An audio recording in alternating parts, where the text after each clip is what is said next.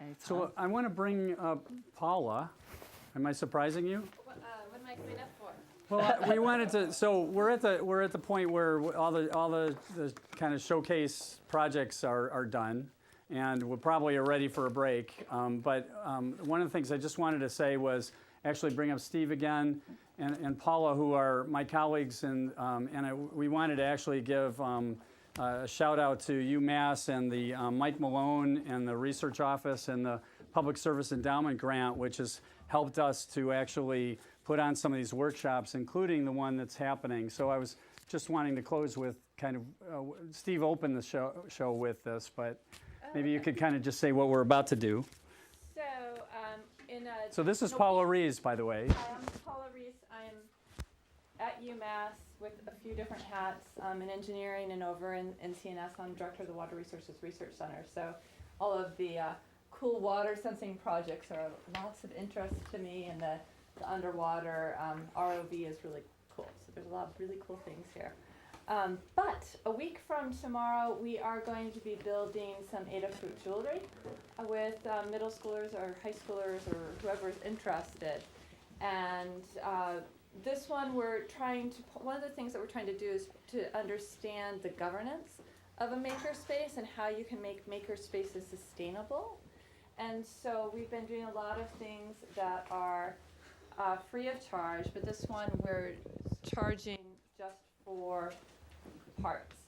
And if anybody that you know is interested, we're going to be making earrings. I should have brought some examples. I wasn't thinking. We'll be making, there's a flyer. I printed on pink paper. I don't know why. But anyway, we'll be making some earrings that are round that will light up.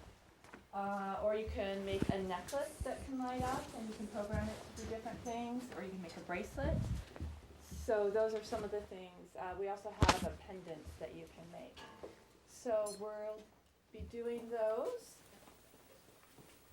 And I don't think Jennifer Welborn is here, but she's the 8th grade science teacher, and so we've been having some conversations with her. They have a science club, and she's interested in getting more of what we're doing here into the 8th grade science program, so we're possibly doing that. We think we've got to talk about it, but that's one other way we're going to be reaching out to the schools. And then Nick Harrison in the high school is actually going to be coming over to help us with the 3D printing.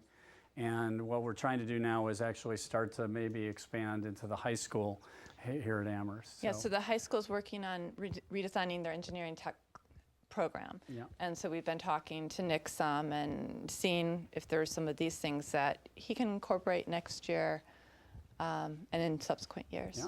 So, and I think we have the East Hampton schools doing something similar now. So that would be really cool.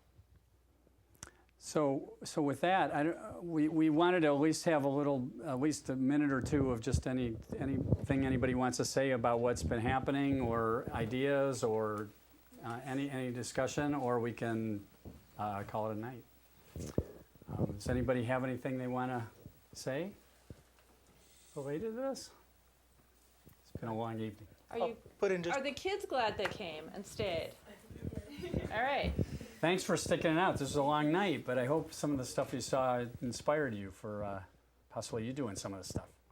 So other things that are coming up more long term, over the summer, I'm hoping that we're going to have a week-long maker workshop funded through UMass for high school students. We're also talking about Amherst Media moving into a new building, and we'd like a makerspace to be a permanent part of that new building.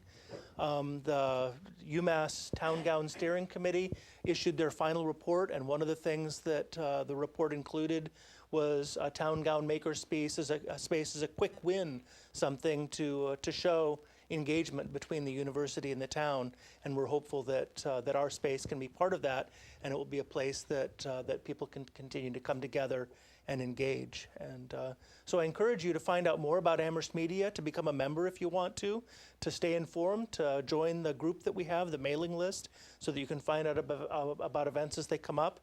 And thank you very much for coming out tonight. Can I just say one other thing? Just so for the students, you guys are fantastic. This has just been a brilliant time for me, and I really appreciate you guys. Secondly, I just wanted to say, I know Liz isn't here, but Steve stepped up and helped Liz a lot with her program. It came to show Paula was behind the scenes. You know, I don't know how much money we spent on equipment, but it was a decent amount, and Paula was behind the scenes helping us manage that whole thing. So I wanted to give her a big shout out for that help. And thank you guys for coming. Jay, thank you. Jay Schaefer's with the director of the libraries at UMass. And we may, with a little hope, we may have a makerspace there that hopefully is complementary with this. And so thank you for your time, and everyone here. Am I forgetting anybody? Alex Schreier, who's been so supportive to some of the projects. Rick Peltier, who is in public health. And yeah, I've already said Steve. I hope I haven't forgotten anybody else. Have I? But anyway, thank you guys for your attention and coming to this. Really appreciate it. Oh, Amherst Media. Thank you, Amherst Media.